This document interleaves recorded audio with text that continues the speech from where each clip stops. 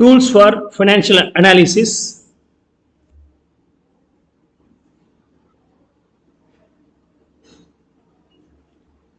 அதில்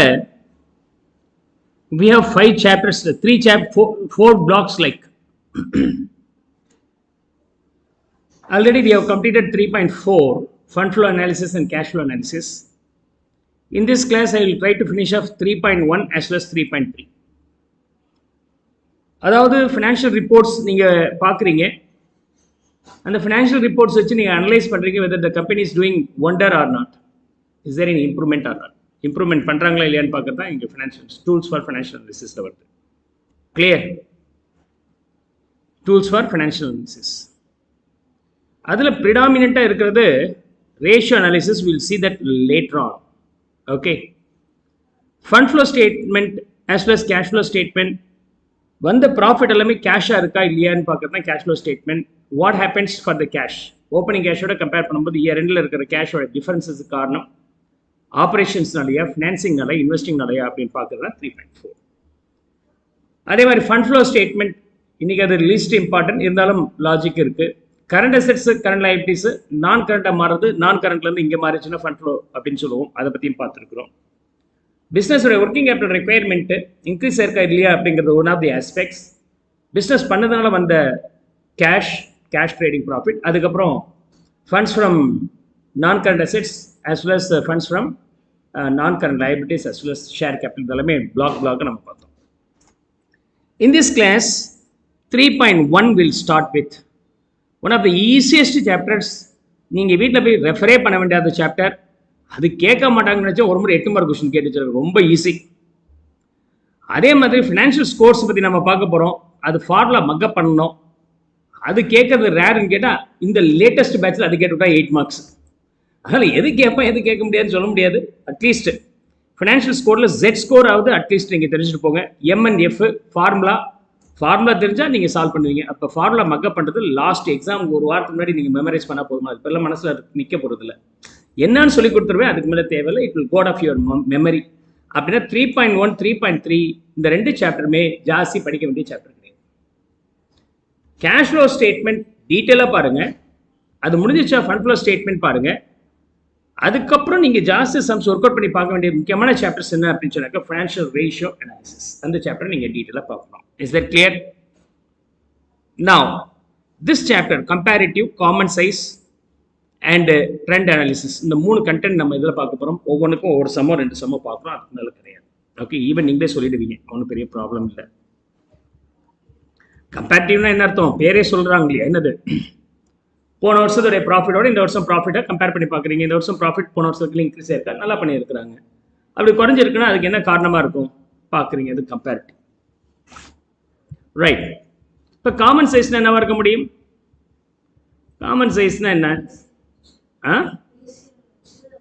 என்ன ரேஷியோ வச்சு? பேஸ் இயர் வச்சு. அது trend analysis. 100.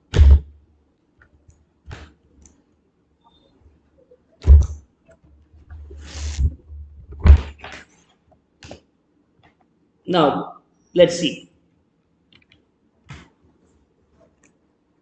Yeah, so comparative, common size, financial statements and trend analysis பார்க்குறோம். comparative, common size, trend analysis or trend ratio analysis. sales வந்து 1000, GB வந்து 200. இந்த வருஷம் சேல்ஸ் வந்து 2000, ஜிபி வந்து 300. அப்போ what about the change in sales compared to the previous year? போன வருஷம் 1000, இந்த வருஷம் 2000. The change is around almost 100%, R the change being 1000 அப்படின்னு நம்ம வச்சுக்கலாம். 1000 சேஞ்சஸ் ஆல்மோஸ்ட் 100% சேஞ்ச் ஆயிருக்கு. இது சேஞ்ச் அப்சல்யூட் டேர்ம், இது சேஞ்ச் இன் பர்சன்டேஜ். ஜிபி என்ன இருக்கு? 100 சேஞ்ச் ஆயிருக்கு, percentage change being 50%. இப்படி பார்த்தீங்கன்னா கம்பேர் ஆக்சுவலாக நான் சேல்ஸ் ஜிபி மட்டும் கொடுத்துருக்குறேன். சேல்ஸ் ஜிபி மட்டும் இல்லாமல் இவங்க என்ன பண்ணுவாங்கன்னா கம்ப்ளீட் இன்கம் ஸ்டேட்மெண்ட்டை கொடுத்துருவாங்க. அதில் சேல்ஸ் 100 வச்சுங்க. ரா மெட்டீரியல்ஸ் காஸ்ட் எவ்வளோ, லேபர் காஸ்ட் எவ்வளோ, அண்ட் அட்வர்டைஸ்மெண்ட்டுக்கு எவ்வளோ செலவு பண்ணாங்க, ஃபினான்ஸ் காஸ்ட் எவ்வளோ, எல்லாம் பர்சன்டேஜில் போட்டு கம்பேர் பண்ணால் அது common size income statement. Balance ஷீட்டையும் அதே மாதிரி எடுத்துக்கலாம். So balance sheet maybe given the total assets and liabilities value is 100. அப்போ அதில் ஒவ்வொரு அசெட்ஸோட வேல்யூ காம்பனன்ட் வைஸ் போட்டிங்கன்னா அது காமன் சைஸ். ஸோ அப்போ நம்ம we have to prepare balance sheet as well as income statement under comparative common size. Income statement also as comparative as well as common size. Sometimes of course we are in need of this one also. Clear?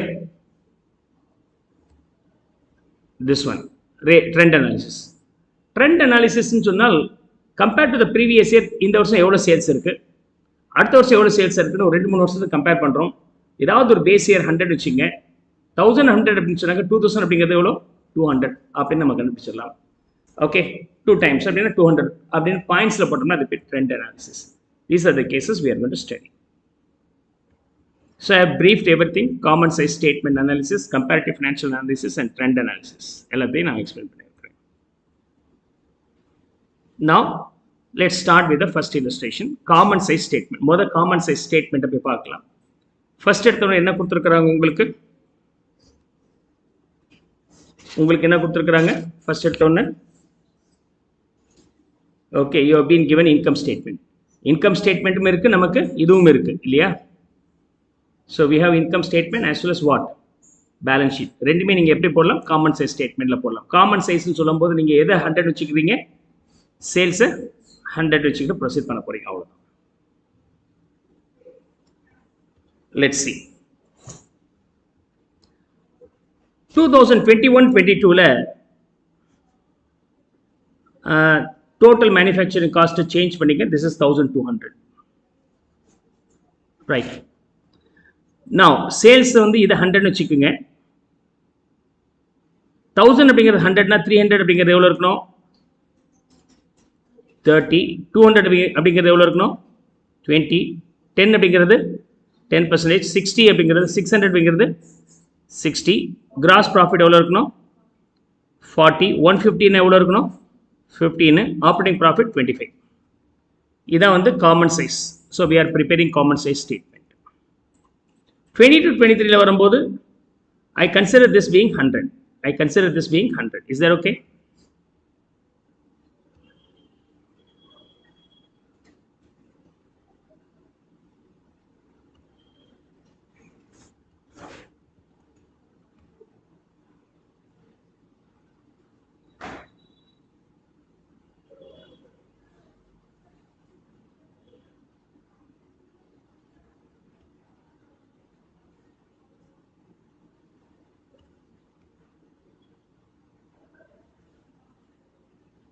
Yeah, சின்னதை adjust பண்ணிக்கிறேன். So that this will be now meaningful.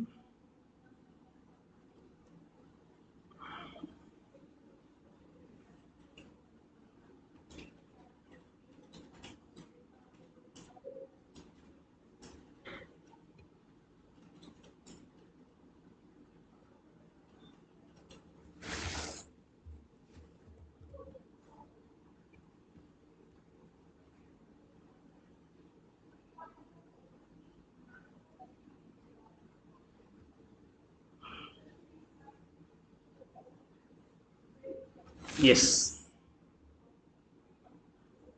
we'll have complete picture like now.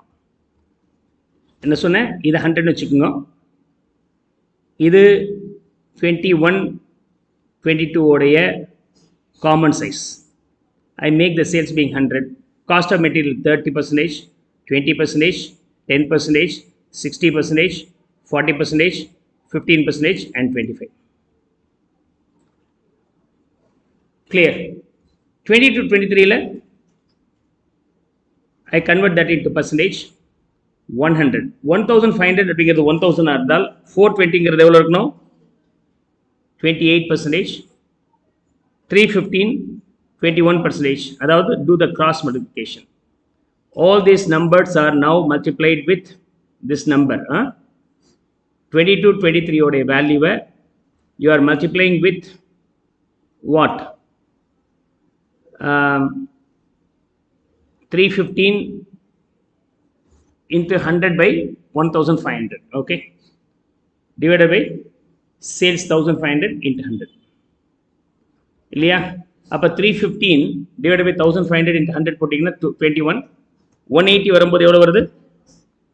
Here it is 12%. Okay, good. Next 61%. Here 39%, 20%, 19%. Okay, clear? You can represent in percentage also, no problem.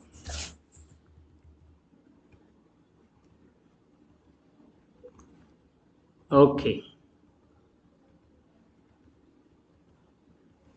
now 23 24 I make it 100, 23 24 in percentage. அப்போ நம்ம என்ன பண்ணோம்? 23 24 உடைய value divided by sales 2000 into 100. Okay, 2000 எவ்வளோ percentage இருக்குது? அப்போ 620 இருந்துச்சுன்னா 31, 18%, 11%, 60%, 40%, 19%, 21%. Clear?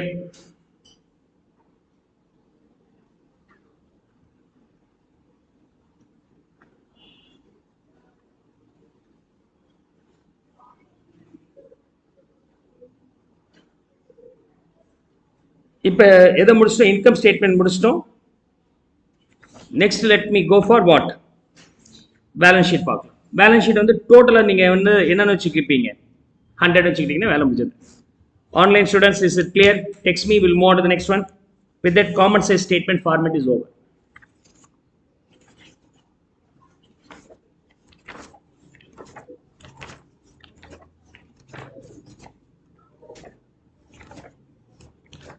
இதை போய் ஒரு முறை 8 மார்க்கில் கொஸ்டின்ஸ் கேட்டிருந்தாங்க எஃப்எம்ல. சில சமயம் இந்த மாதிரி தான் ரொம்ப ஈஸியான சாப்டர்ஸை கேட்டு போவாங்க.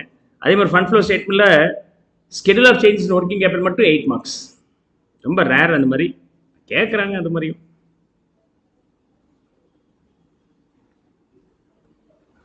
S.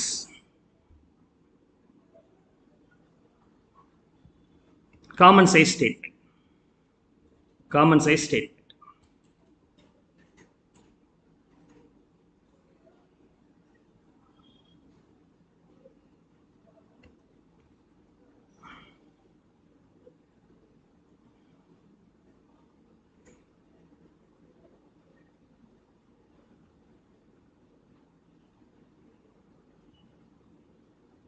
Okay. So I made the page ready for working. சொல்லுங்க. For this is all about common size. Common size னு சொன்னால் பர்சன்டேஜில் வந்துடும். கம்பேரிட்டிவ் ஜஸ்ட் கம்பேர் மட்டும் பண்ணி போடுறீங்க. In case of balance sheet, total will be 100. In case of balance sheet, total will be 100. அப்போ மற்றதுலையுமே cross multiplication பண்ணி பண்ணுங்க. ஓகே, திஸ் என்டையர் வேல்யூ 23 உடைய வேல்யூ 2023 உடைய value divided by 10,000 total assets into 100. அப்போ 5,000 divide by 10,000 into 100 போட்டிங்கன்னா 50%. Yeah very good, you can text me. 20%, then 15%, 15%. This is a common size statement.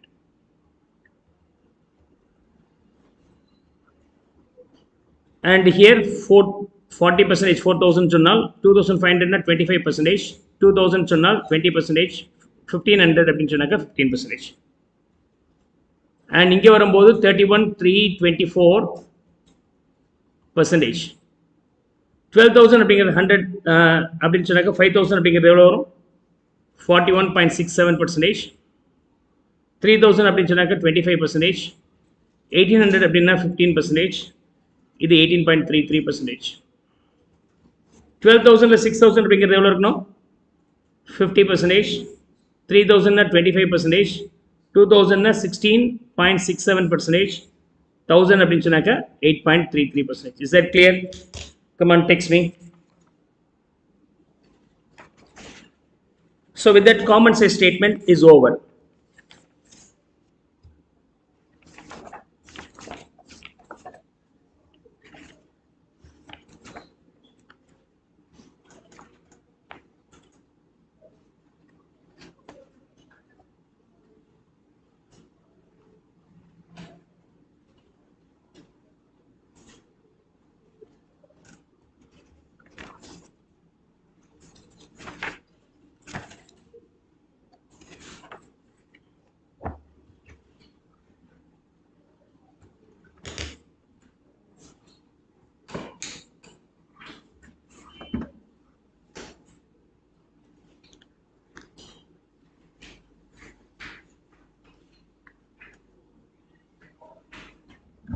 Now we'll move on to the next one.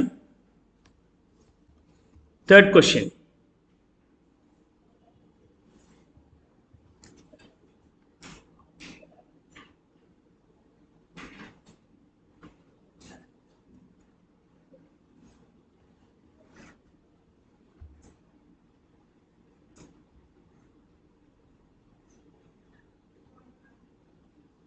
So we are talking about comparative statement here. From the following income statement, prepare comparative. Comparative na pona varshathora compare panni what could be the change for each and every item நம்ம எழுதுனா போதுமானது, right? So I just change the values here. This is 415. This is 80. Okay. And this one is 100.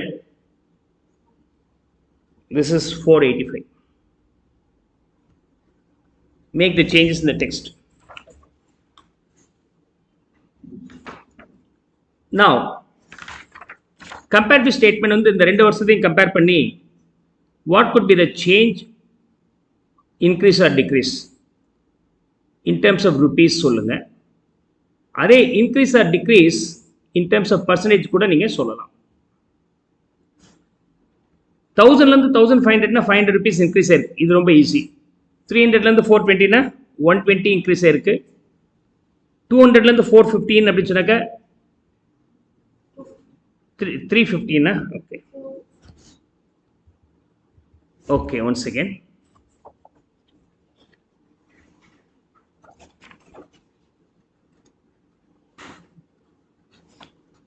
Um, 420 plus 415, 835, 915. Either 315 வச்சுக்கங்க. This you can keep it as 315 itself. No need to change. Sorry.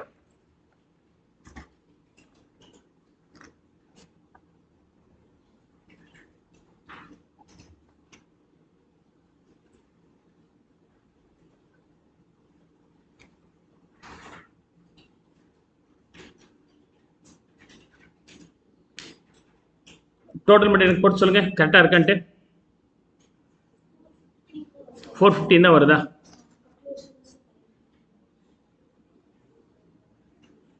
Okay okay then okay 415 வச்சுக்கலாம். No issues then. Yeah sorry. Now 200லேருந்து 415 எவ்வளோ வருது? 215. 100லேருந்து 80 -20 here. Okay, decrease in the bracket la podu. 600 to 915 na 315 increase. Gross profit 185 increase. Other operating expenses 50 decrease. And finally here 235 increase. Clear? How do you calculate this one? 23, 24 value லருந்து 23, 24 value லருந்து 22, 23 value நம்ம subtract பண்றோம். அவ்வளவுதாங்க. பர்சன்டேஜ்ல போடும்போது சேஞ்ச்ங்கிறது இந்த number divided by 22-23 base இயரோடையது அதை பர்சன்டேஜில் போடுங்க, இப்படி தான் போடணும். ஓகே, அப்போ 500 டிவைடட் பை பேஸ் வந்து எது எடுத்துக்கணும், 1000 into 100, 50% சேஞ்ச் ஆயிருக்கு. 50% சேஞ்ச். அதுக்கப்புறம் 120 சேஞ்ச் ஃப்ரம் த பேஸ் 300 அப்படி சொன்னாக்கா இன் percentage 40%. Then here 215 from the base 200, that too I represent in percentage அப்படி சொன்னாக்கா எவ்வளோ வருதுங்க, 107.5%. அண்ட் இங்கே வந்து 20 டிக்ரீஸ் ஆகுது ஃப்ரம் த பேஸ் ஆஃப் 100 அப்படின்னா 20% negative. 315 profit increases from the previous year. I represent that in percentage, this value being 52.5%. Then GP வரும்போது 185 increase ஆயிருக்கு from the base year குரிய value 400, this value being 46.25%. 50 குறைஞ்சிருக்கு from the base 150, அதாவது 2022-23 உடைய வேல்யூலேருந்து பார்த்தோம்னா 33.33% குறைஞ்சிருக்கு, மைனஸில் போட்டுக்கிறேன் நெகட்டிவ் வேல்யூ. 235 இன்க்ரீஸ் ஆயிருக்கு, 235 compared to the previous year value 250 பார்த்தோம்னா 94%. இப்படி போட்டோம்னா அது comparative statement. So we have completed the comparative statement for this illustration with respect to income statement. இதே comparative statement நம்ம இப்போ எதுக்கு போட போகிறோம், பேலன்ஸ் ஷீட்டுக்கு. இது முதல் காப்பி பண்ணிங்க, ஏதாவது டவுட் இருந்தால் கேளுங்க.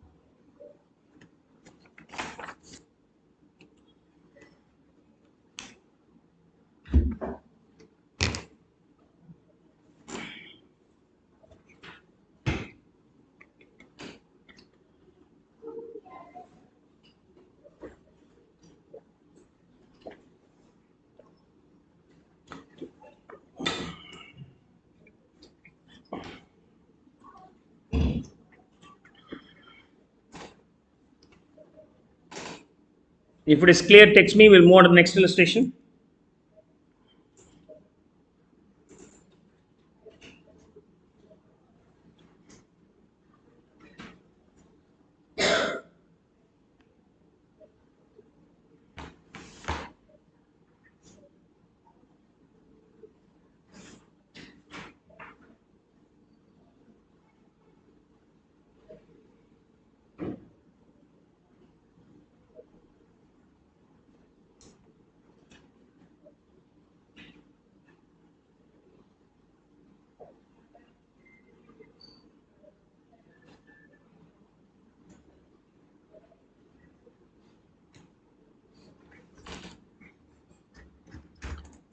Question number 4.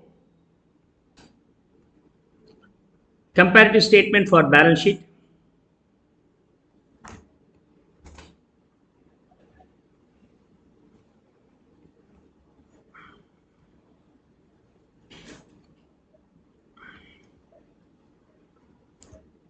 From the following balance sheet, prepare a comparative statement and comment.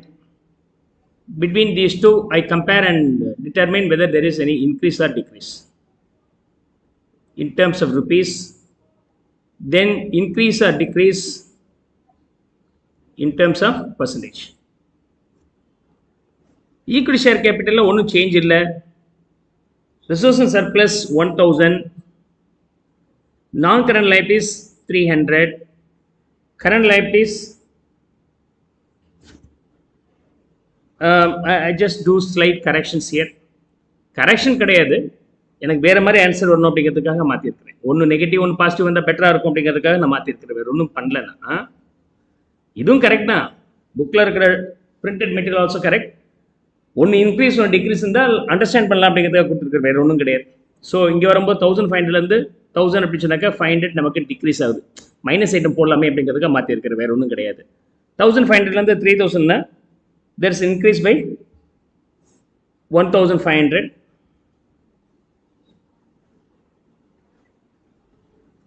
Okay, and here 2000 ultimate value.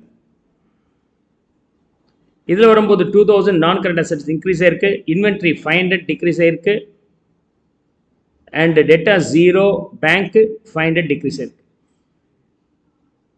அப்போ இன்வென்ட்ரி இன்க்ரீஸ் ஆயிருக்கு, பேங்க் டிக்ரீஸ் ஆயிருக்கு. Sorry, okay.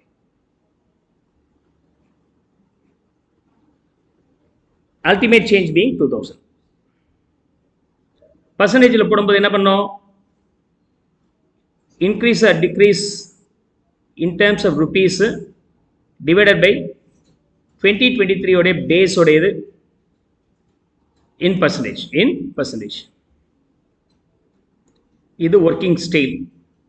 சம்ல ஒரு வேலை இல்லை, அதாவது அட்லீஸ்ட் நம்ம ஒர்க்கிங் நோட்ஸாவது போடுவோம். ஓகே, ஸோ அப்படின்னு பார்த்தீங்கன்னா no change divide by base வந்து 5000 இன் பர்சன்டேஜ் போட்டிங்கன்னா 0. 1000 divided by 2000 in percentage போட்டிங்கன்னா 50%. 500 negative from the base 1500 போட்டிங்கன்னா 33.33% negative,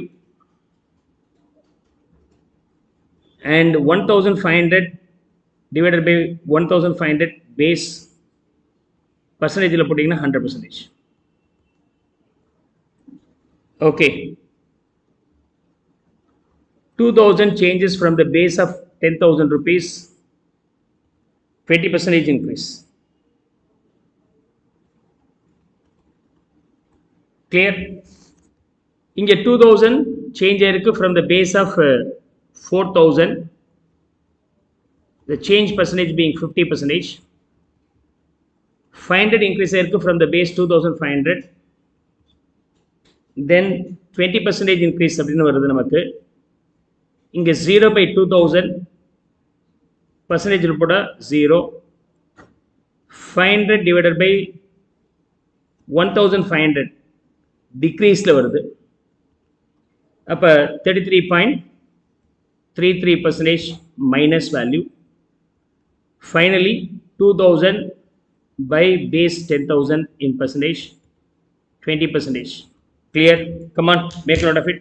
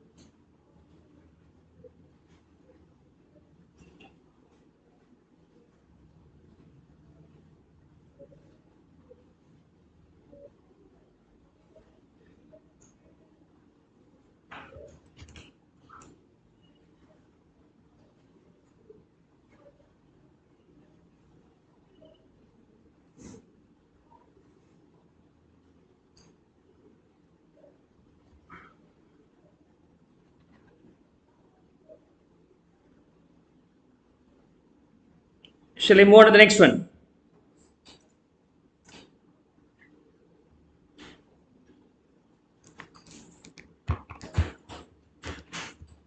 So now we'll deal with the trend analysis.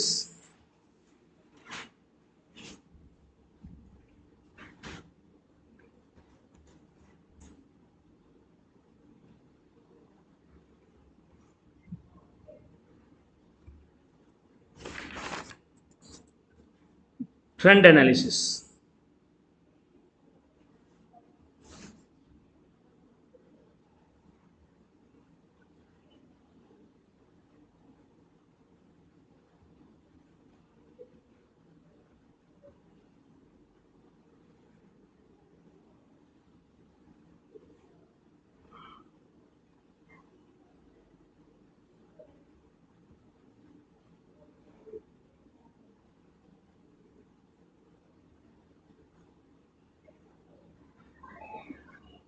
Okay, so நான் ட்ரெண்ட் அனாலிசிஸ் எப்படி பண்ண போகிறோம்?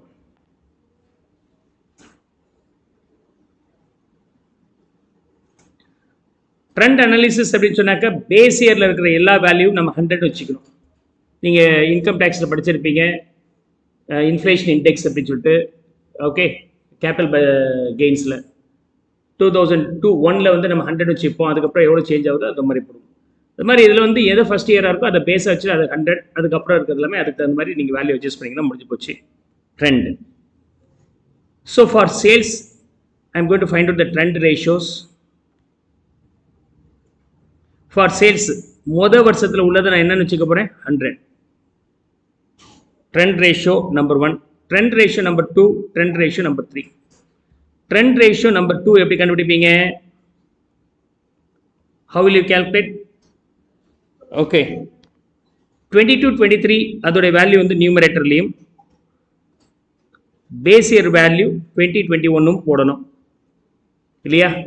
Okay, inflation index applicable for the current year numerator, inflation index applicable that year ன்னு சொல்லுவோம்னா அதே logic into எப்போதுமே அதானே 100 தானே base.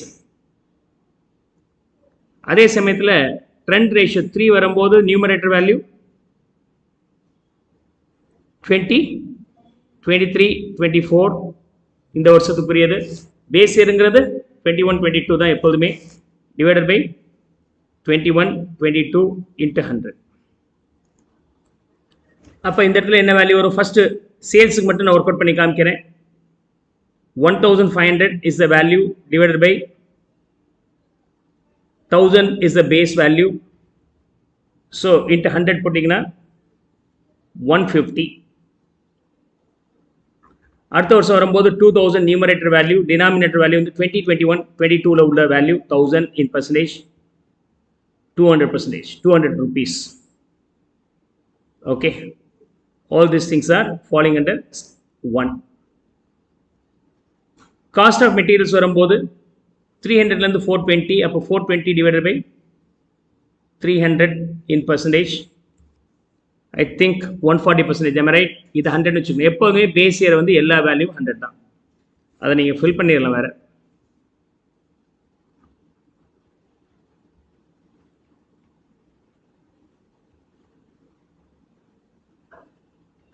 Is that okay? So 420 by 300 போட்டிங்கன்னா எவ்வளோ வருது? 140. அதுக்கு பிறகு 620, அப்போ 620 divided by 300 in percentage 206.672. Third one, 315 numerator value divided by base value வந்து 200 இல்லையா? in percentage போட்டிங்கன்னா எவ்வளோ வருது? 157.5. இங்கே வரும்போது 360 by 200 in percentage 180. am I right? Third, fourth one, conversion cost. First year வரும்போது 180 by 100 in percentage எவ்வளோ பர்சன்டேஜ்? 180. அடுத்தது 220னா 220 டேட்டா வந்துட போகுது இல்லையா? ஏன்னா 100 தானே பேஸாக இருக்குது. 220 divided by 100 in percentage. Fifth element, 915 numerator, denominator value being 600 in percentage 152.5, 152.5, 1150 divided by 600, 200 கொஞ்சம் கம்மி இல்லையா? 191.67.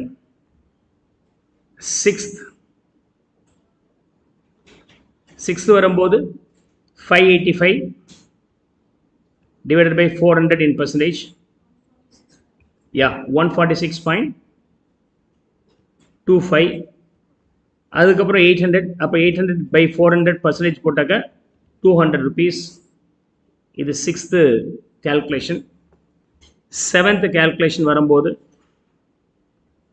7th one, 300 by base 150 percentage 200, 380 by 150 percentage being 253 point, okay, 33. Eighth one, operating profit 285 divided by 100 in percentage.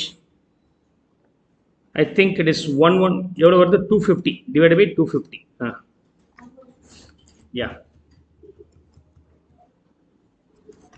114, and here 420 by 250 in percentage 160. முடிஞ்ச வரைக்கும் some ஈஸியாக இருக்கனால working note போட்டு எல்லாத்தையும் calculate பண்ணி போகிற மாதிரி காமிச்சிருங்க. With that, these three chapters, three content over. Comparative, common size and common size financial statement and trend analysis over.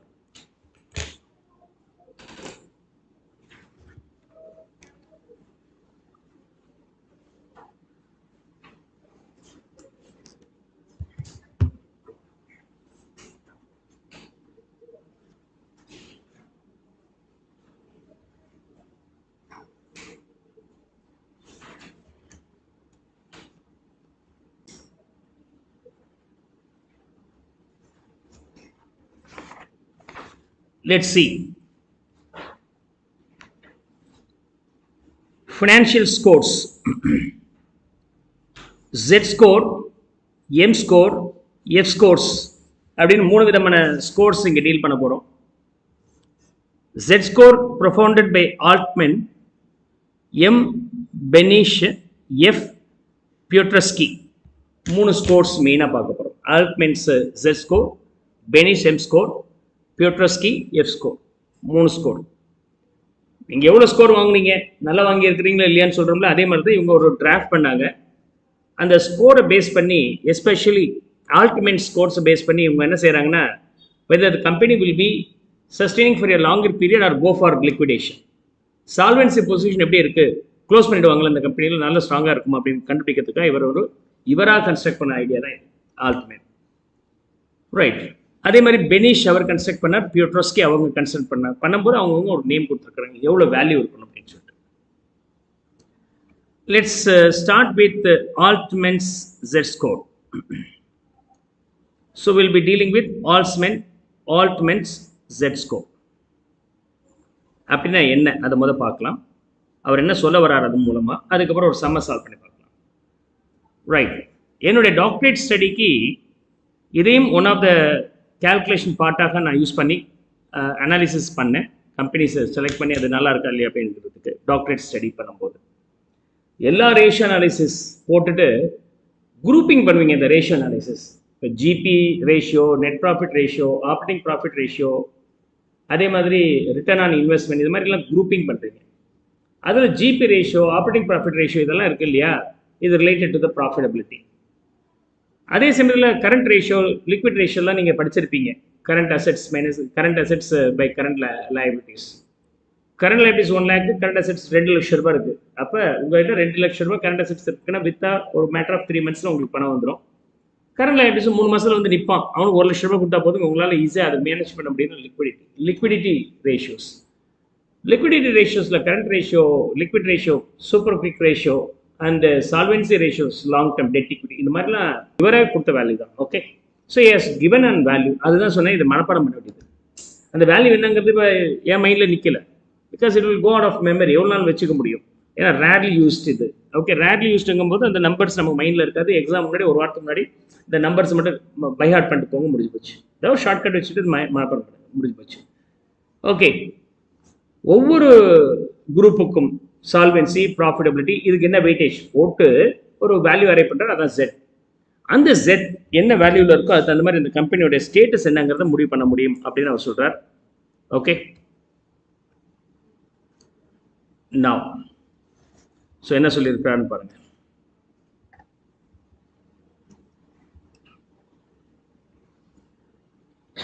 Okay, இதான் அந்த வேல்யூ. ஓகே,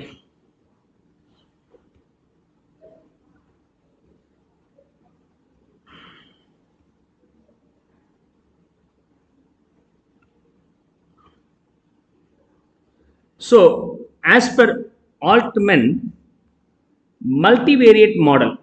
Multivariate ன்னு அர்த்தம் சிங்கிள் ஐட்டத்தை வச்சு அதோட இம்பாக்ட் என்னன்னு பார்த்தோம்னா வேரியன்ஸ். ஓகே, சேல்ஸ் அதிகமாச்சுன்னா ஜிபி என்ன ரேஷியோ சேஞ்ச் ஆகுது, சேல்ஸ் டவுன் ஆனதுனால என்ன இருக்குது. அதே சமயத்தில் வேஜஸ் ஜாஸ்தி கொடுத்துட்டீங்க, எலக்ட்ரிசிட்டி காஸ்ட்லாம் ஜாஸ்தி ஆயிடுச்சு, அதனால் ப்ராஃபிட் என்ன ஜாஸ்தி ஆகுது, என்ன சேஞ்ச் ஆகுது அப்படின்னு சொன்னால் வேரியன்ஸ். இதுக்கும் அதுக்கு என்ன வேரியன்ஸ், சேல்ஸு அதோடைய வேரியேஷனுக்கு தகுந்த மாதிரி ப்ராஃபிட்டில் என்ன இம்பேக்ட்டு, எக்ஸ்பென்சஸோட வேரியேஷன் தகுந்த மாதிரி ப்ராஃபிட் என்ன இம்பேக்ட்டு, அதே சமயத்தில் கடன் வாங்கினவங்க என்ன இம்பேக்ட், நாலஞ்சோட ரீசன்னால ப்ராஃபிட் என்ன இம்பேக்ட் அப்படின்னு சொன்னாக்க மல்டி வேரியன்ட். ஸோ இவர் தான் 4-5 குரூப் பண்ணிட்டாரு, அதனால இது வந்து எதில் வருது, மல்டி வேரியன்ட் மாடல் அப்படின்னு சொல்கிறாங்க.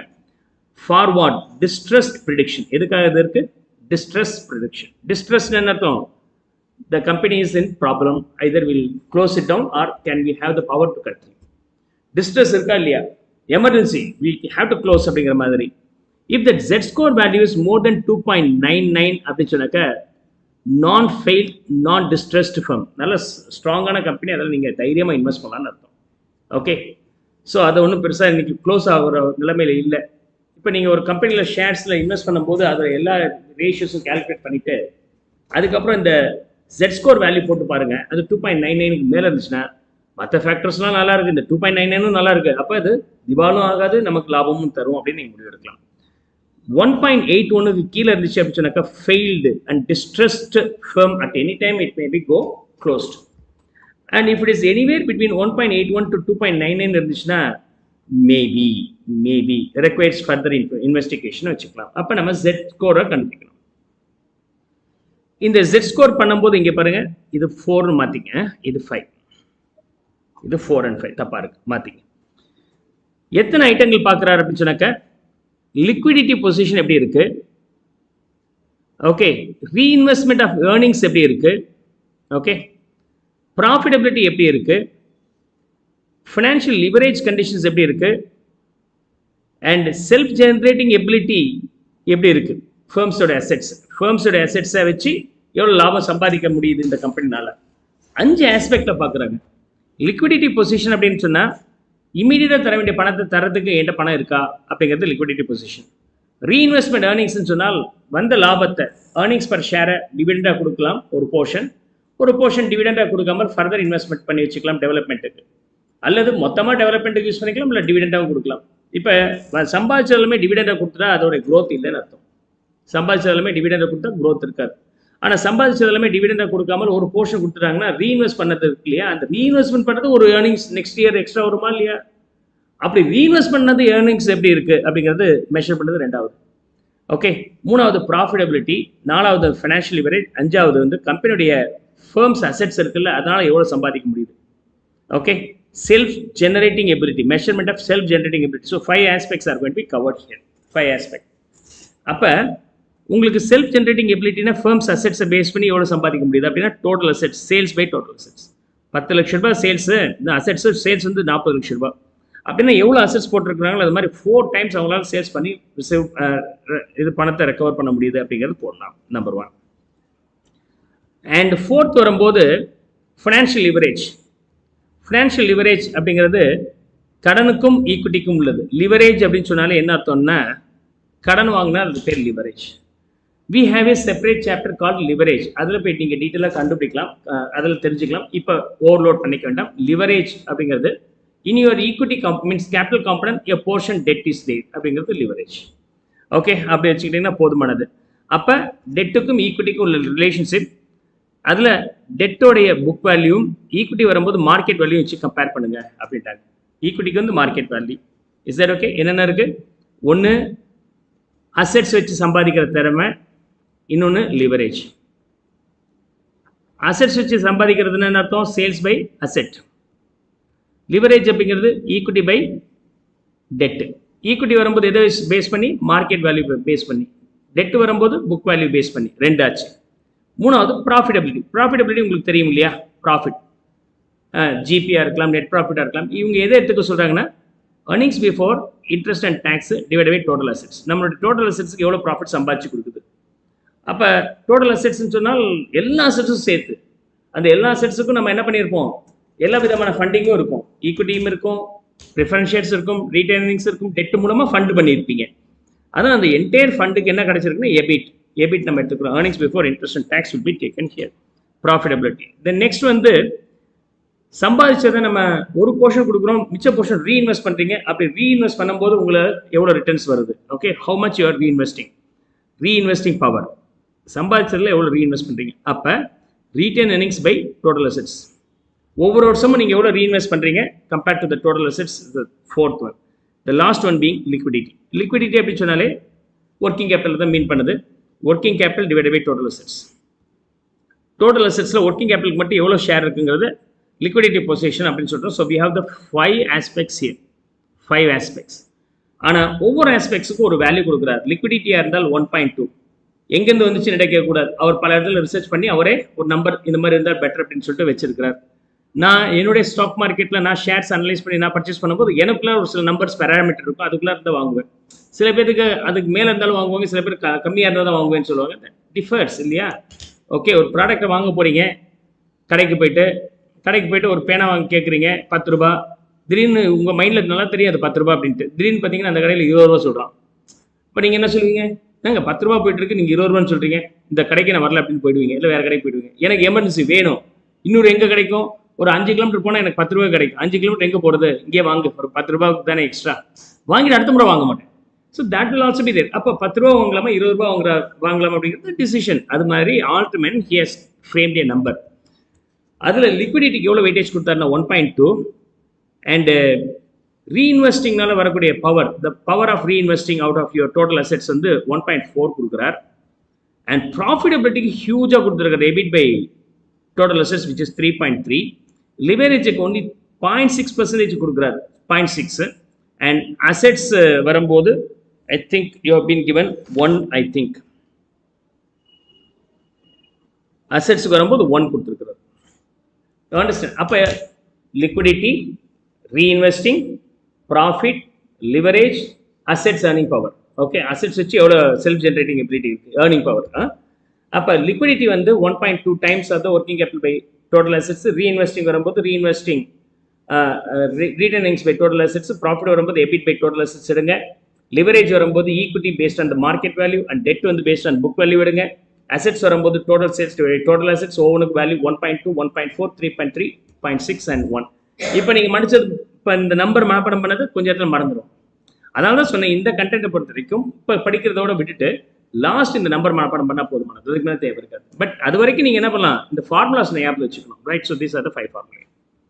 Is that clear?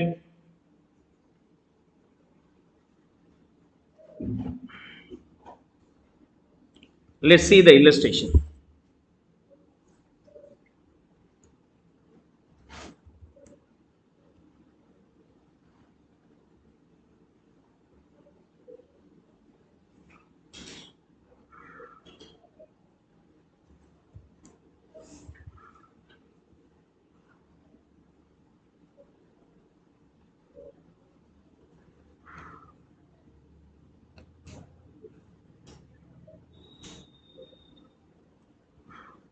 This question, okay.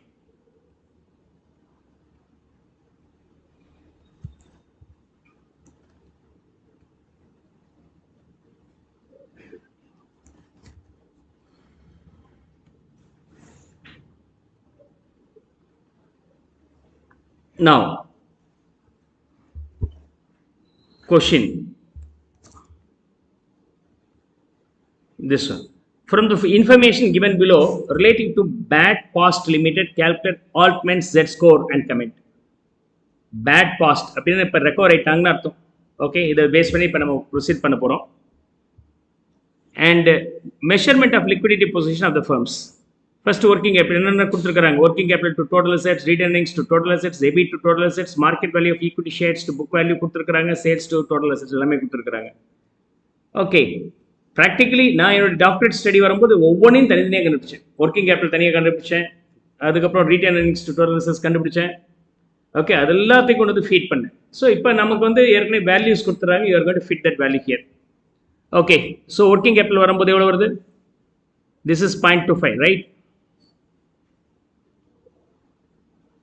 Retain earnings to total assets வந்து 0.3. and EBIT by total assets 0.15, and market value by equity shares வந்து 1.50, sales by total assets 2 times. Now I apply that in this formula. Okay, அப்படின்னா 1.2 into 0.25 plus 1.4 into 0.3 or இப்படி போட்டுக்கலாம் சிம்பிளா.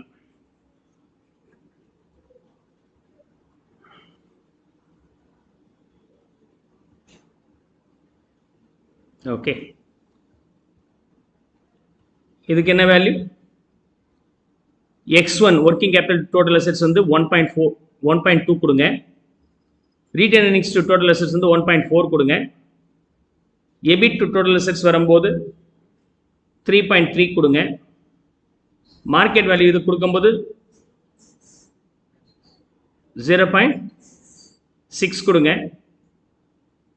0.6, and the last one வந்து 1.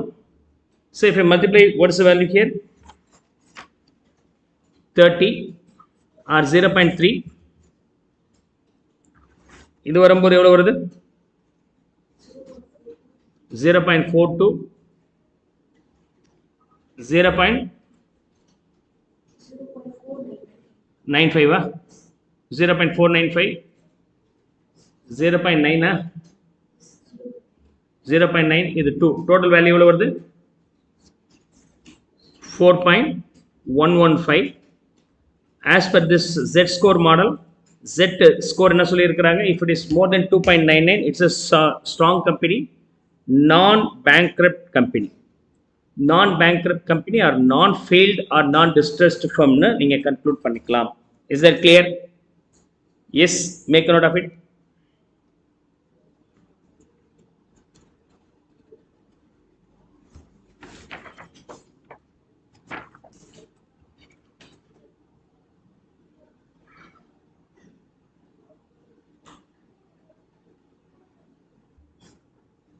Apart from that, we have been given revised one also, and for manufacturing company, industry,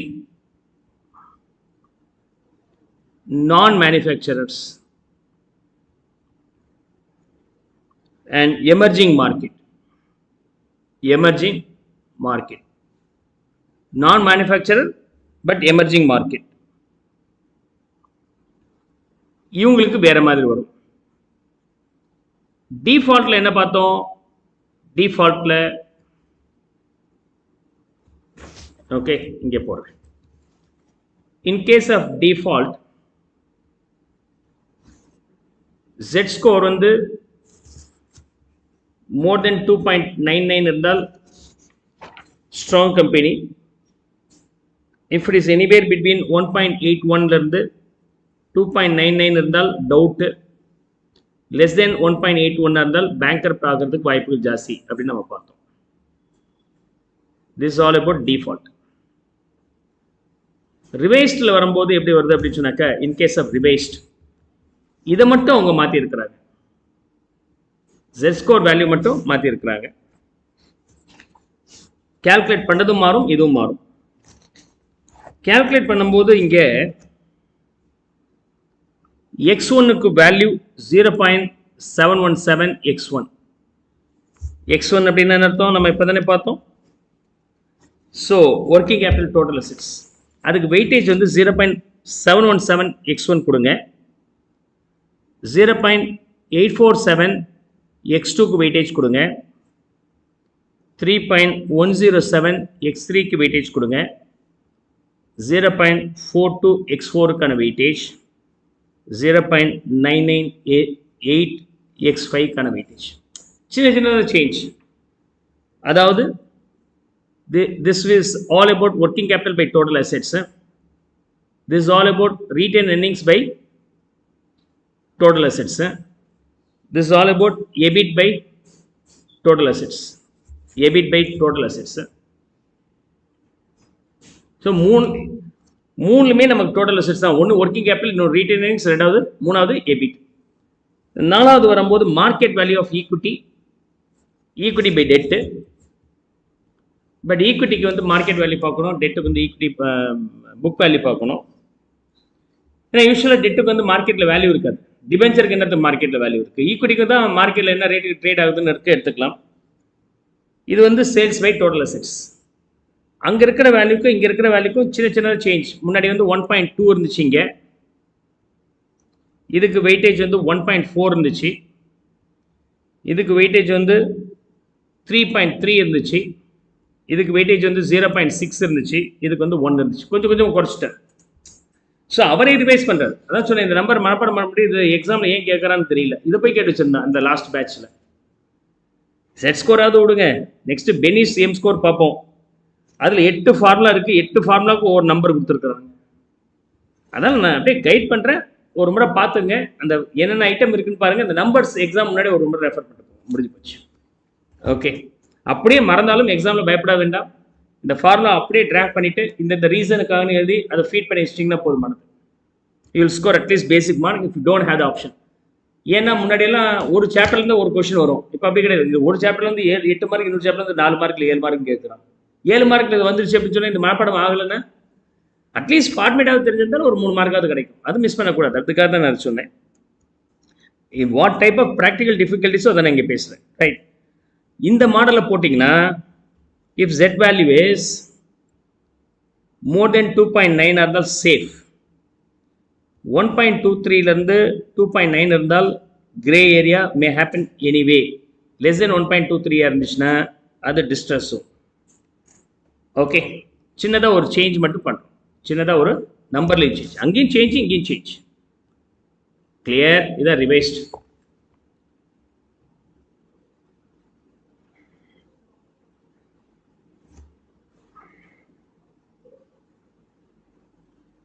In case of non-manufacturing வரும்போது, or industrials or non-manufacturer but emerging market, இந்த மாதிரி இருந்தால் என்ன பண்ணுறது? Okay, emerging market. அப்போ emerging மார்க்கெட்னு அர்த்தம் அவனுடைய சேல்ஸை பார்க்க முடியாது இல்லையா? இப்போ தான் மார்க்கெட்லேயே புதுசாக வரான். மேனுஃபேக்சரர், அவனுக்கும் சேல்ஸுக்கு என்ன சம்மந்தம்? இண்டஸ்ட்ரி, அவனுக்கும் சேல்ஸுக்கு என்ன சம்மந்தம் இருக்குது? ரொம்ப கம்மியாக இருக்கும், சேல்ஸோட இம்பாக்ட் கண்டுபிடிக்க முடியாது. அப்போ when it is all about manufacturing industry or non-manufacturing emerging markets ஆக இருந்துச்சுன்னா, ஓகே, இப்போ எது வராது அப்படின்னு சொன்னாக்க அந்த லாஸ்ட் பாயிண்ட் மட்டும் வராது, லாஸ்ட் மட்டும் வராது, மிச்சம் எல்லாமே வந்துடும். அப்போ X1 அப்படிங்கிறது என்னது? Working capital by total assets. ஆனால் புக்கில் என்ன போட்டிருக்கிறேன்னா current assets minus current liabilities. Current assets minus current liabilities is nothing but working capital. புக்கில் இருக்கிறத அப்படியே நான் எழுதி இருக்கிறேன் அந்த ஃபார்முலாவை. இருந்தாலும் உங்களுக்கு புரியணும் அப்படிங்கிறதுக்காக ஒர்க்கிங் கேபிட்டல் சொல்லி இருக்கிறேன், வேற ஒன்றும் கிடையாது. ரெண்டாவது X2 வந்து என்ன வரும்? கரண்ட் லைபிலிட்டிஸ், இது retain earnings by total assets, retained earnings by total assets. Then next one being EBIT by total assets, and last one being book value of equity by market book value of equity as well as book value of the liabilities, debt. ரெண்டுமே book value. என்ன காரணம்? மார்க்கெட்டில் ஒன்றும் பெருசாக impact இல்லை உங்களுக்கு அப்படிங்கிற ஆங்கிளில் பார்க்குறாங்க. இது வரைக்கும் நம்ம பார்த்தது மார்க்கெட் வேல்யூ ஆஃப் ஈக்விட்டி. இதில் வந்து நம்ம என்ன பார்த்துருக்குறோம்? புக் வேல்யூ ஆஃப் ஈக்விட்டி பார்க்குறோம். அந்த டிஃப்ரென்ஸ் மட்டும் நோட் பண்ணி. Last one will not be applicable and here book value will be taken in the numerator for equity debt equity ரேஷியோஸில், ஈக்விட்டி பை டெட். நம்பர்ஸ்லையும் சேஞ்சஸ் டிஃப்ரெண்ட்டாக இருக்குது. இதில் நம்பர்ஸ் பாருங்கள், 6.56, இதுக்கு வரும்போது 3.26, இதுக்கு வரும்போது 6.72, அண்ட் இதுக்கு வரும்போது 1.05. ஓகே, எத்தனை நம்பர் தான் நீங்கள் மனப்பாடம் பண்ணுவீங்கன்னு தெரியல. முதல் Z ஸ்கோர் ஏற்கனவே 10, இது ஒரு 4, 14. பெனிஸில் ஒரு 8 நம்பர், 22 நம்பர் மனப்பாடம் பண்ண வேண்டியதாக இருக்குது. அது இல்லாமல் இதையும் வேறு மனப்பாடம் பண்ண வேண்டியதாக இருக்குது ஸ்டடீஸ் பார்க்குறதுக்கு. எனக்கு ஆக்சுவலாக இது லாஸ்ட் டைமே சும்மா ஐடியாவுக்கு மட்டும் போங்கன்னு சொன்னேன். ஆனால் சொல்லி தான் அனுப்புனேன். முடிஞ்ச வரைக்கும் Z ஸ்கோர் மட்டும் ஒழுங்காக பார்த்துட்டு போங்க. ஏன்னா அது ரொம்ப ஃபேமஸானது. டிஃபால்ட் Z ஸ்கோர் கரெக்டாக கொஷின் கேட்டேன். ஐ திங்க் Z ஸ்கோர் தான் கேட்டால் நினைக்கிறேன். பார்க்குறேன் அந்த கொஷின் பேப்பர் பார்க்குறேன். யார்ட்டையாவது இருக்கா question paper? I think we have only Z score only in the last exam. Let's see. அதே மாதிரி இதுக்கான ஸ்டடி வரும்போது if Z value is more than 2.6 இருந்தால் சேஃப், 1.1 இருந்து 2.6 வரைக்கும் இருந்தால் கிரே ஏரியா, less than 1.1 இருந்துச்சுன்னா டேஞ்சர் ஜோன், டிஸ்ட்ரெஸ் ஜோன் அப்படின்னு நம்ம வச்சுக்கலாம். So with that we have completed Z score logic here. So 3 ஆங்கிளில் பார்த்துறோம். டிஃபால்ட்டு, ரிவைஸ்ட் ஒரு ஆங்கிள். ரிவைஸ்ட் ஒரு ஆங்கிளில் Z வேல்யூ எப்படி பார்க்குறதுங்கிறது சொல்லியிருக்கிறாங்க.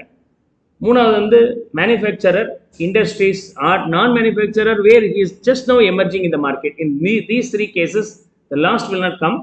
டெட் ஈக்விட்டியில் பொறுத்த வரைக்கும் ஈக்விட்டி புக் வேல்யூ நம்ம எடுத்துக்கிறோம். Is that clear?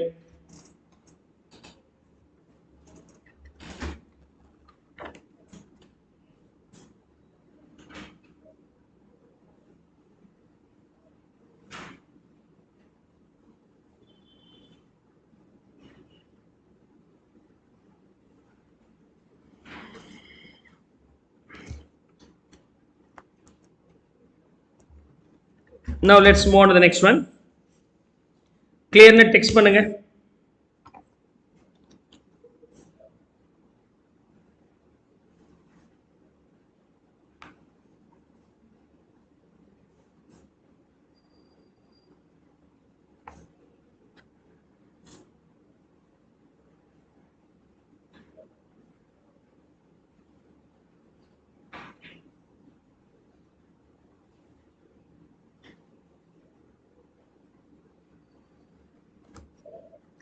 Now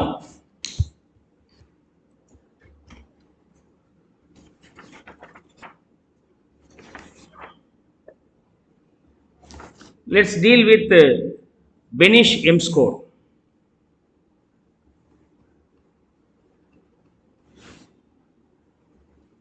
Okay, Benish M score இது ரொம்ப ஃபேமஸாக வந்தது. காரணம் என்ன அப்படின்னு சொன்னாக்க, அது வந்து கம்பெனி க்ளோஸ் ஆக போதா இல்லையான்னு கண்டுபிடிக்கிறோம். அது suppose to be wound up or will have long life அப்படிங்கிறது. பட் பெனிஷ் எம் ஸ்கோர் வந்து one of the famous one. எதனால் இது ஃபேமஸ் ஆச்சு அப்படின்னு சொன்னாக்க, in short we can call this being M score. Enron கார்பரேஷனுடைய மேனிப்புலேஷனை இவங்க கண்டுபிடிச்சிட்டாங்க. முன்னாடியே சொல்லிட்டாங்க, they have detected the Enron corporations manipulation. அதாவது கம்பெனி தன்னுடைய trading and P&L balance sheet கொடுக்கும்போது வேணுன்ட்டு லாபத்தை மேனிப்புலேட் பண்ணி நஷ்டமாகிற கம்பெனி லாபம் அந்த மாதிரி காமிச்சிருக்கானா இல்லையான்னு கண்டுபிடிக்கிறதுக்கு இந்த பெனிஷ் எம் ஸ்கோர் யூஸ் ஆகுது.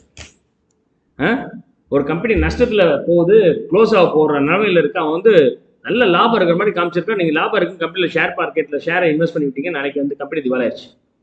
ஒரு நாள் நல்ல லாபம் வச்சு க்ளோஸ் ஆயிடுச்சு அப்படின்னா அங்கேருந்து வந்து சொல்கிறாங்க, அங்கே இருக்கிற அக்கௌண்ட்ஸ் போட்டவன் எல்லாம் ஃப்ராடுகார பசங்க கண்ணா அப்படின்னு ஏமாற்றி இருக்கிறானுங்க, லாபமே இல்லாதவரெல்லாம் லாபம் இருக்கிற மாதிரி காமிச்சிட்டாங்க. இது எனக்கு முன்னாடி தெரிஞ்சிருந்தா நான் double காஷியஸாக இருப்பேன்ல.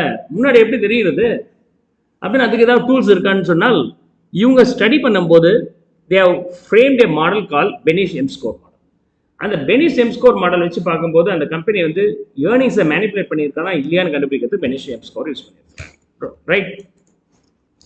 This model is used by students from Cornell University. Okay. So அதனால் ரொம்ப பிக்கப் ஆயிடுச்சு. இவங்க வந்து அதை யூஸ் பண்ணி என்ரான் கார்பரேஷனுடைய ஸ்கேமை கண்டுபிடிச்சாங்க. One of the famous case study by the time. Probably உங்கள் ஜென்ரேஷனில் அதை பார்த்துருக்க மாட்டீங்க. 2G ஸ்பெக்ட்ரம் கேள்விப்பட்டிருப்பீங்க. 2G spectrum கேள்விப்பட்டிருக்கிறீங்களா? அதே கேள்விப்படலையா? சரி, okay. That's a very famous scandal. அப்புறமேட்டு இது சத்தியம் கம்ப்யூட்டர்ஸ்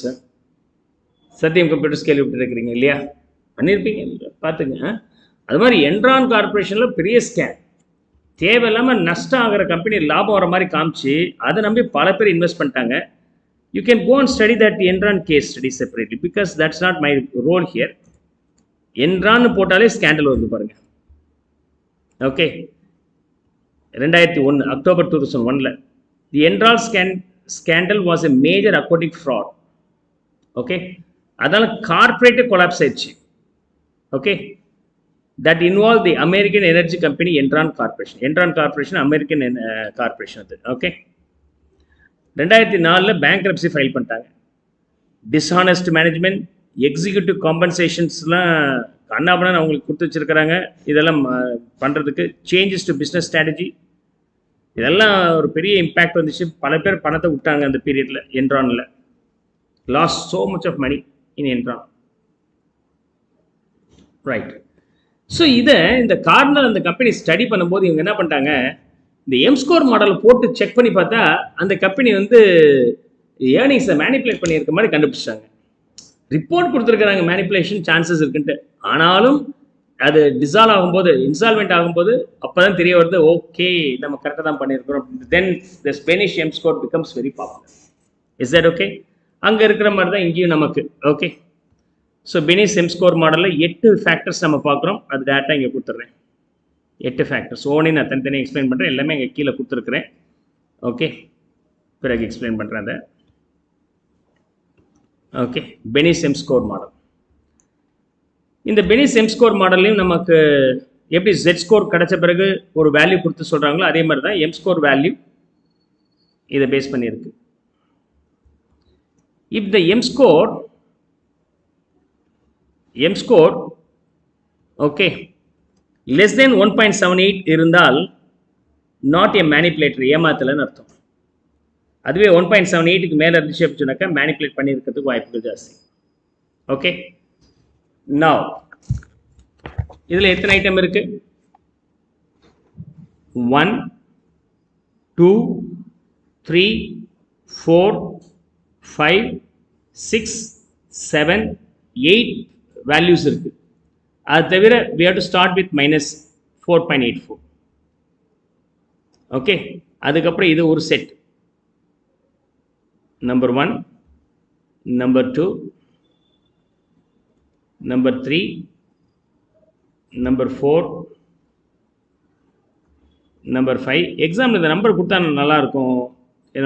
என்னுடைய சஜஷன் வந்து எக்ஸாமில் நம்பர் கொடுக்கணும். we are not going to mug up. யாரெல்லாம் காஸ்ட் அக்கௌண்டோ அவங்கள்ட்ட கேட்டு பார்த்தீங்கன்னா யாருக்குமே இந்த நம்பர் தெரியாது. எப்படி மனப்பாடம் பண்ணுறது? 9 நம்பர்ஸ் இருக்குது இதில். Already 9 numbers. ஜெட் ஸ்கோரில் வந்து ஒரு 19 கிட்ட எவ்வளோ பார்த்தோம் நம்ம? 9. அப்புறமேட்டு இந்த நம்பர் 1, 10 நம்பர்ஸ் இங்கே. அங்கே வந்து 5 இன்னும் 4 14 ப்ளஸ் 9 நம்பர் 23 நம்பர். இது வேற இருக்கு இல்லையா? இது வேற இருக்கு.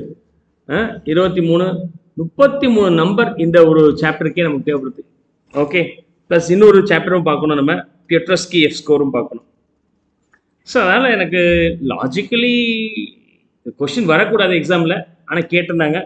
ஐ டோன்ட் திங்க் ஸோ. பெனிஷ் வந்துச்சான்னு தெரியல, பட் ஜெட் ஸ்கோர் தான் வந்திருக்கும்னு நினைக்கிறேன். செக் பண்ணி பாருங்கள், நானும் பார்த்துட்டு சொல்கிறேன் உங்களுக்கு. ரைட். டிஎஸ்ஆர்ஐனா என்ன? Let me explain one after one. DSRI. Okay. Days sales receivable index. In receivable. Okay. Days sale. ஒரு நாளுடைய சேலு அதுக்கும் ரிசீவபிளுக்கும் உள்ள link. Okay,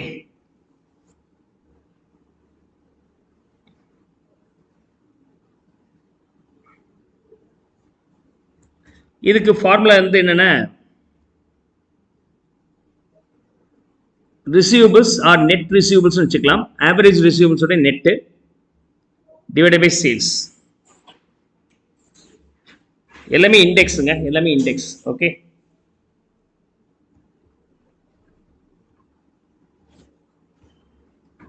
now days sales and receivable index. அப்போ receivables by sales for the current year and receivables by sales for the previous year. Previous year தான் 1t minus 1ன்னு கொடுத்துருக்குறேன். Okay, புக்கில் அதை டீட்டெயிலாக கொடுத்துருக்குறேன். நான் இங்கே ஜஸ்ட் உங்களுக்கு கைட்லைன்ஸ் கொடுக்குறேன். Days sales in receivables index எல்லாமே லாஸ்ட் ஐங்கிறது இண்டெக்ஸ், அதனால் அது ஒன்றும் பெரிய ப்ராப்ளம் இல்லை. இவங்க எல்லாம் என்ன செய்கிறாங்க, போன வருஷத்தோட இன்ஃபர்மேஷன் இந்த ஒரு வருஷத்தோட இன்ஃபர்மேஷன் ரெண்டையும் மல்டிப்ளை பண்ணி டேட்டா எடுக்கிறாங்க. அப்போ டே சேல்ஸ் ரிசீவபிள்ஸ்னா ரிசீவபிள்ஸ் பை டே சேல்ஸ். அப்போ ரிசீவபிள்ஸ் பை டேட் சேல்ஸ் போட்டாச்சு. இது கரண்ட் இயர், அதே மாதிரி ப்ரீவியஸ் இயர் டேட்டா எடுங்க, ரெண்டு மல்டிப்ளை பண்ணி ஃபர்ஸ்ட் இன்ஃபர்மேஷன் எடுத்துங்க. Clear? That's how you can handle it very easily. அடுத்தது வந்து GMI, கிராஸ் மார்ஜின் இண்டெக்ஸ். சொல்லுங்க, கிராஸ் மார்ஜின் இண்டெக்ஸுக்கு என்ன formula? Gross profit by sales. But என்ன பண்ணோம்?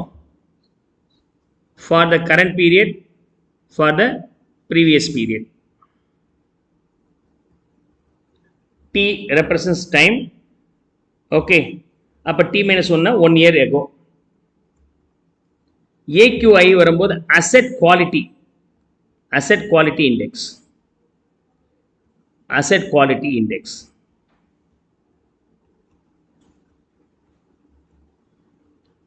Okay, asset quality வரும்போது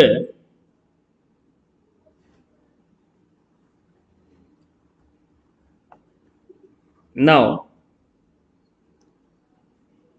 1 minus current assets, property plant equipment, securities divided by total assets. Okay, உங்களுடைய total அசெட்ஸில் current assets, property plant equipment plus securities, இந்த value 1லேருந்து நம்ம சப்ட்ராக்ட் பண்ணிட்டீங்கன்னா அந்த வேல்யூ ஆஸ் யூஷுவல் என்ன பண்ணோம்? Current year multiplied by what? Previous year information. Current assets, property plant equipment, securities of the previous year, T minus 1 divided by total assets, T minus 1. Right. Fourth SGI அப்படிங்கிறது sales growth index. Sales growth index. Sales growth index எப்படி சொல்லுவீங்க? எவ்வளோ growth இருக்கு அப்படிங்கிறது கண்டுபிடிக்கிறீங்க. அப்போ sales for the T period divided by sales for the previous year. போன வருஷம் 100 ரூபாய் சேல்ஸ், இந்த வருஷம் 110 ரூபாய் சேல்ஸ், அப்போ 10% தானே growth. That's how you can get it. இதுவே easy. And DPI, DEP அப்படின்னு சொன்னால் depreciation, அதாவது மைண்டில் ஈஸியாக வச்சுக்கலாம். depreciation index. depreciation index வரும்போது என்ன வரணும்? what is your depreciation for your assets? அதாவது WDV of the first year 100, depreciation for the first year 10, அப்படின்னா WDV for the first year end after the இது 0th period, அப்போ இது 19 வச்சுக்கலாம். அப்போ what is the depreciation rate, sir? What is the depreciation rate? 10/100 தானே, 10/100. அப்போ இந்த இடத்துல எப்படி போடுறாங்கன்னா depreciation for T minus 1 divided by property plant equipment as per the book value plus depreciation for the T minus 1 year. அந்த property plant equipment அப்படிங்கிறது இந்த value அவங்க மீன் பண்ணுறாங்க. டெப்ரிசியேஷன் அப்படிங்கிறது எந்த ரேட் வச்சு கண்டுபிடிப்பீங்க? டெப்ரிசியேஷன் முன்னாடி இருக்கிற ரேட். அதால் 90 + 10, 100 is the denominator, depreciation 10 being the numerator. இது ப்ரீவியஸ் இருக்கு. அப்போ கரண்ட் இயருக்கு என்ன வரும்? depreciation for the T divided by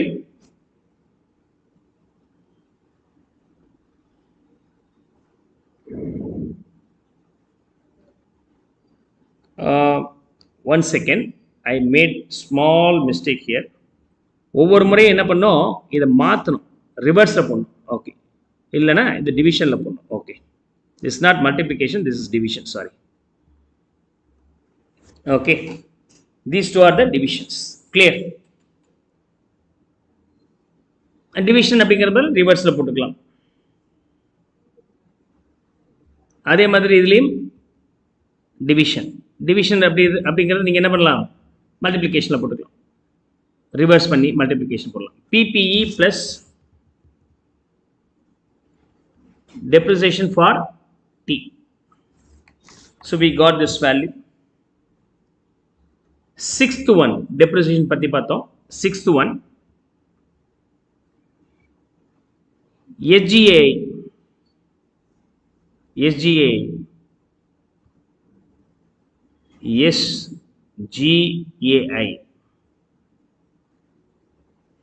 sales, general and administrative expenses. அவ்வளோதான். எல்லாமே sales, general, sales and distribution expenses சொல்லுவோம் இல்லையா. Okay, sales and administration, selling and distribution expense, அதுதான் இது. Selling and distribution as well as general means administration. So sales, general, administrative expenses index எதோட பார்க்கணும், சேல்ஸோட பார்க்கணும் இல்லையா. Base sales, general, administrative expenses for the period T divided by sales for the period T. Sale for the period T.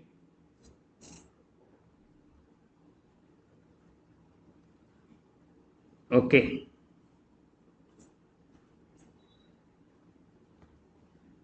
And slash sales, general, administration expenses for T minus 1 divided by sales T minus 1. Okay, this one is also over. Next, we have Tata, total accruals and total assets. That's Tata. Okay, Tata பார்க்கலாம்.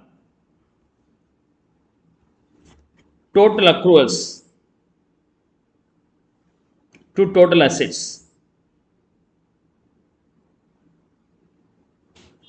Okay, total accruals என்ன அர்த்தம், outstanding இல்லையா.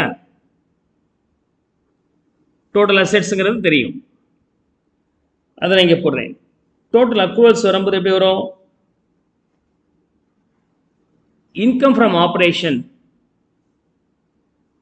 Operating income minus cash from operation. Operating இன்கம்னா இந்த business பண்ணதுனால எவ்வளோ கிடைச்சிருக்கு, 100 ரூபாய் கிடைச்சிருக்கு. ஆனால் இந்த 100 ரூபா உங்களுக்கு கேஷாக இருக்குமான்னா இருக்கணும்னு அவசியம் இல்லையே. There may be depreciation, there may be some non cash income. Depreciation தான் ஆட் பண்ணிக்கணும் 20. நான் கேஷ் பணம் எவ்வளோ வந்திருக்குன்னா 80 rupees தான் வந்திருக்கு. சேல்ஸ் பண்ணது 100 ரூபா, இப்போ 100 ரூபா சேல்ஸில் போட்டிருப்பீங்க. ஆனால் பணம் வந்திருக்குது 80 ரூபா, மிச்சம் 20 ரூபா அவுட்ஸ்டாண்டிங்காக இருக்குது. அப்படின்னா டெட்டாஸ் அதிகமாக இருக்குது. You understand?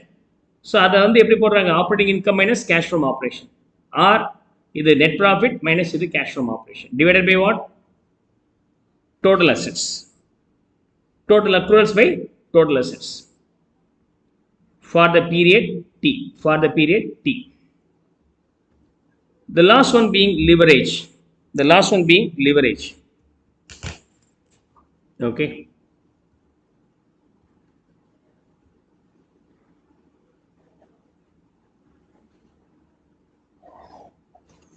LVGI அப்படிங்கிறது லிவரேஜ். லிவரேஜ்னு சொன்னாலே ஏற்கனவே சொல்லியிருக்கிறேன், என்னது, டெட் இருந்துச்சுன்னா லிவரேஜ் இண்டெக்ஸ். ஸோ லிவரேஜ் இண்டெக்ஸ்னா டெட்டில் ஒன்று வரும், current liabilities and long term debt ரெண்டையும் சேர்த்துக்கிறாங்க, divided by T and divided by total assets for T into current assets into இது டிவிஷன்ஸில் போட்டுக்கலாம். Current liabilities plus long term debt for T minus 1 divided by total assets for T minus 1.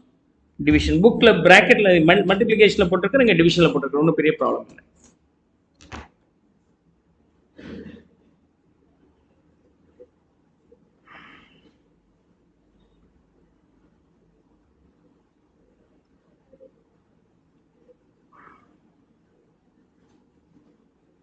இதையும் டிவிஷனுக்கு மாற்றிருக்கு, எல்லாமே டிவிஷனுக்கு மாற்றிருக்கு, அவ்வளோதான். ஆக்சுவலாக இந்த நீங்கள் சிஎம்ஏ புக்கில் பார்த்தீங்கன்னா இதெல்லாம் எக்கச்சக்கமாக எரர் இருக்குது, உங்களால் புரிஞ்சிக்கவே முடியாது. Then I referred in the website and I found that the number being 2.22 minus 2.22 அக்கட்லையும் கம்மியாக இருந்துச்சுன்னா not a manipulator, அதுக்கு மேலே இருந்துச்சுன்னா மேனிப்புலேட்டர்னு வெப்சைட்டில் நான் பார்த்தேன். ஆனால் சிஎம்ஏ மெட்டீரியலில் 1.78 மைனஸ் 1.78 கீழே இருந்துச்சுன்னா நாட் ஏ மேனிப்புலேட்டர், ஒன்று ஏமாத்தில் இருக்கிறாங்க சொல்லிட்டு then we cannot guarantee there maybe some type 1 and type 2 errors அப்படின்றாங்க. அந்த எரர் எல்லாமே ஸ்டாட்ஸில் வரும்.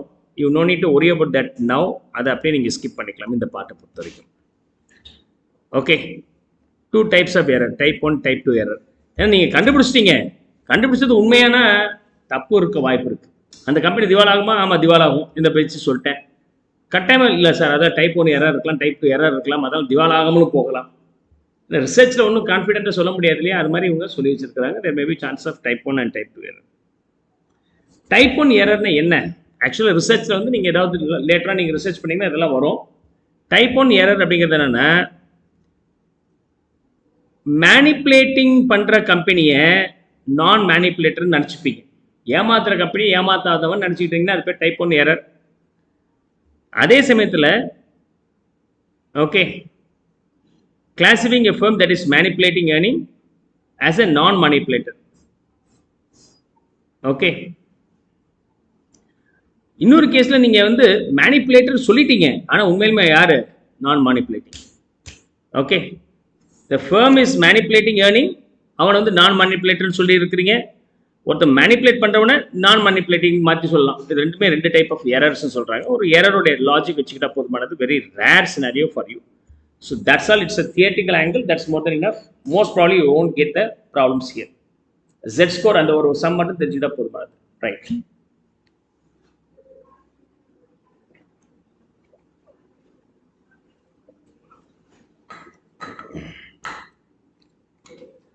So we'll move on to the third case here.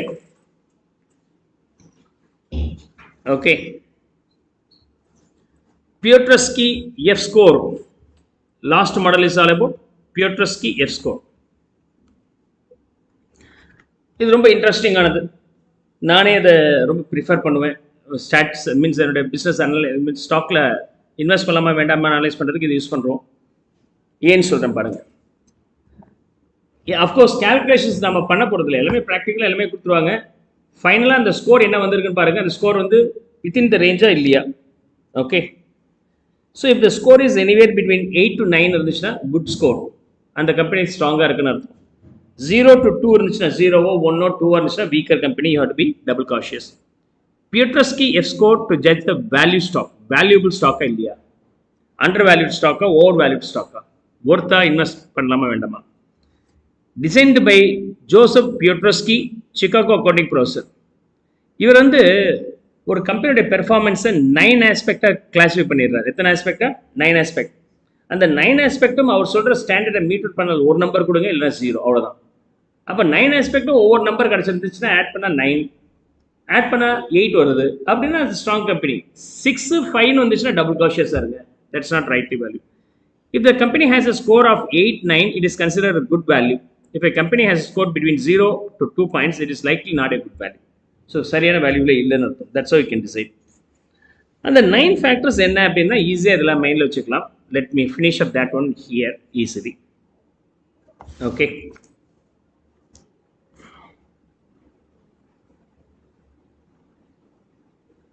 இந்த Piotrowski F score மட்டும்தான் கொஞ்சம் ஈஸியாக எல்லாமே கிடைக்கிற மாதிரி இருக்குது. ஸ்க்ரீனர்னு ஒரு சாஃப்ட்வேர் இருக்குது, வெப்சைட் இருக்குது. There you can easily value the companies.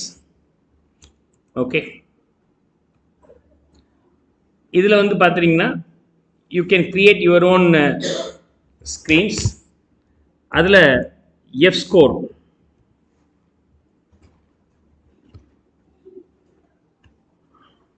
Okay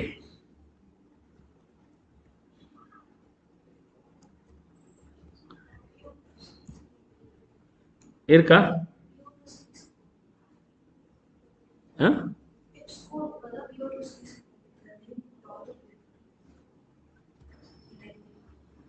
okay, அது போடலாம். பட் வரும்ன்றதுக்காக நான் போட்டேன். Piotroski score.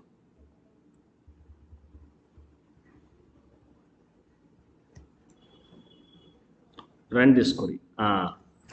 ஸோ இது வந்து 6 இருக்கு, இது வந்து 5 இருக்கு. இதை வந்து ரேங்கிங் கொடுக்கலாம். இந்த மாதிரி ரேங்கிங் கொடுக்கும்போது இருக்கிறதுல 8 என்னென்ன இருக்கு பாருங்க. இவெல்லாம் ஸ்ட்ராங் கம்பெனியா இருக்கு அப்படின்னு சொல்லிட்டு அவர் கொடுக்குறாரு. இதை ரிவர்ஸ்ல ரேங்க் கொடுக்க சொன்னா அவனே பண்ணிடுவான் சாஃப்ட்வேர்ல. இதெல்லாம் 0ல இருக்கு. அப்போ இந்த கம்பெனிலாம் ரொம்ப டேஞ்சர். மொத்தம் எத்தனை கம்பெனி? 95 பேஜ் வருது, ஒவ்வொரு பேஜ்லேயும் 50. 4500 கம்பெனி கிட்ட வந்துடுது நமக்கு ரஃப்லி. ஸோ அதில் போய் நீங்கள் செக் பண்ணி பார்க்கலாம். இதெல்லாம் 2 பாயிண்ட் தான் வருது. நீங்கள் ஏதாவது ஒரு கம்பெனி நினைக்கிறீங்க, ஃபார் எக்ஸாம்பிள் வேதாந்தாவை பார்க்கலாம். வேதாந்தாவுடைய பியூட்ரஸ்கி ஸ்கோர் எவ்வளோ இருக்கு? You can search that one also.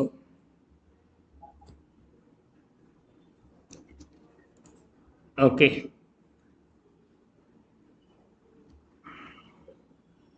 எவ்வளோ ஃபார்முலா இருக்கு பாருங்க. எல்லா ஃபார்முலா யூஸ் பண்ணிக்கலாம். அதில் நம்ம என்ன யூஸ் பண்ணுறோம்? பியூட்ரஸ்கி. ஓகே,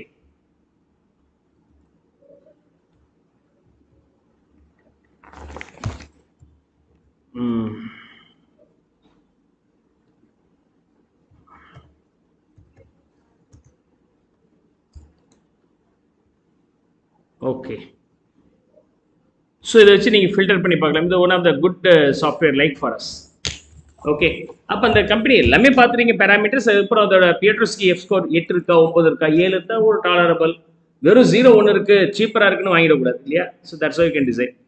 என்னென்ன ஃபேக்டர்ஸ் அவர் பார்க்குறாருன்னா 3 விதமான ஃபேக்டர்ஸ் அனலைஸ் பண்ணுறாரு. ஒன்று ப்ராஃபிட்டபிலிட்டி, இன்னொன்று லிவரேஜ், லிக்விடிட்டி, ஃபண்டிங் எப்படி வந்திருக்கு, மூணாவது எப்படி ஆப்ரேட் பண்ணுறாங்க, ப்ராஃபிட். ப்ராஃபிட்டபிலிட்டி வரும்போது போட்ட சொத்தோடைய மதிப்பு எவ்வளோ வருது, அது return on assets. And return on assets வந்து போன வருஷத்தோட கம்பேர் பண்ணுறீங்க, changes in return on assets, changes in cash flow, changes in accrual. 4 விஷயங்கள். ரிட்டர்ன் ஆன் அசெட்ஸ் அப்படிங்கிறது 100 ரூபா போட்டிங்க, சொத்தோடைய மதிப்பு அதில் வந்து உங்களுக்கு 40 ரூபா கிடச்சிருக்கு அப்படின்னு சொன்னாக்க அது ரிட்டர்ன் ஆன் அசெட்ஸ். இந்த நம்பர் வந்து 40% வருது, பாசிட்டிவ் நம்பர். அப்போ ஒரு பாயிண்ட் கொடுங்க. போன வருஷத்தில் 40, இந்த வருஷத்தில் 45. கம்பேர்ட் டு ப்ரீவியஸ் இயர் இந்த வருஷம் எவ்வளோ இருக்குன்னு பார்த்தீங்கன்னா return of assets positive, return on assets இந்த கரண்ட் இயர் இருக்குது. போன வருஷத்தில் கம்பேர் பண்ணும்போது சேஞ்ச், அது இன்க்ரீஸ் வந்து பாசிட்டிவாக இருக்குது. 40க்கு பதிலாக 35 மாறி போச்சுன்னா -5 வந்துருக்கு. 40லேருந்து 45னா +5. ஸோ இப்போ மைனஸில் வந்துச்சுன்னா 0, ப்ளஸில் வந்துருந்தா 1. அதே சமயத்தில் சேஞ்சஸ் இன் கேஷ் ஃப்ளோ. அப்போ போன வருஷத்தில் எவ்வளோ கேஷ் ஃப்ளோ வந்துச்சு, இந்த வருஷம் எவ்வளோ கேஷ் ஃப்ளோ வந்துருக்கு. இன்க்ரீஸ் இருந்துச்சுன்னா, பாசிட்டிவ் வந்துச்சுன்னா 1 கொடுங்க. அக்ரூவல்ன்றது உங்களுக்கு தெரியும் இல்லையா, அவுட்ஸ்டாண்டிங். அதாவது profit minus cash flow. Okay, cash from operation. Profit வந்து 100 ரூபா இருக்கு, ஆனால் கேஷ் வந்து 70 ரூபா தான் இருக்குது அப்படின்னு சொன்னாக்க 30 ரூபா நமக்கு என்ன வந்திருக்கு, அக்ரூவல். அவுட்ஸ்டாண்டிங்காக இருக்குன்னு அர்த்தம். இந்த அவுட்ஸ்டாண்டிங் வந்து ஓகே அதிகமாகுது. இப்போ 100லேருந்து -70 பதிலாக 100 -110 இருந்துச்சு அப்படின்னு சொன்னாக்க நமக்கு கேஷ் ஃப்ளோ ஹையராக இருக்குது. When the cash flow from operation being greater than net இன்கமாக இருந்தால் 1 கொடுங்க. ரிவர்ஸில் இருந்து நம்ம பணம் பிளாக் ஆகுதுன்னு அர்த்தம். ஏன்னு பாருங்க. Is that clear?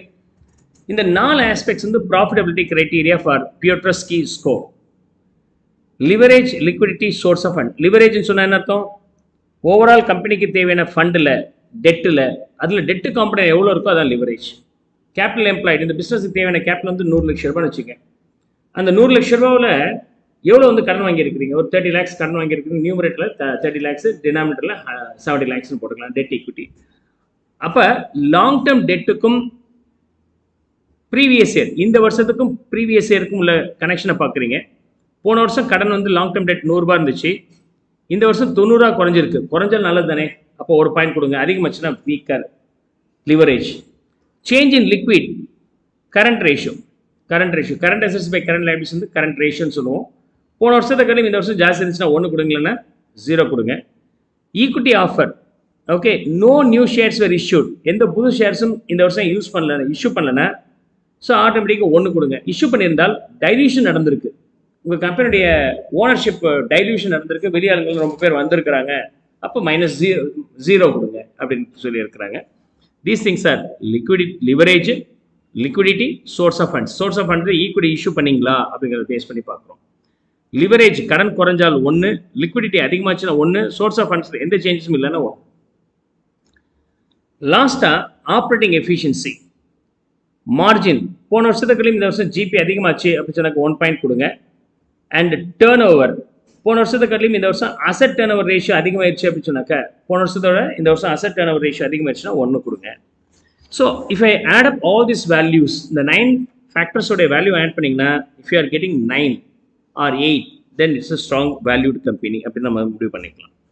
So interpretations details இங்கே கொடுத்துருக்குறாங்க பாருங்க. Interpretation, if F score is 8 or 9, it is considered a good value, invest பண்ணிக்கலாம்.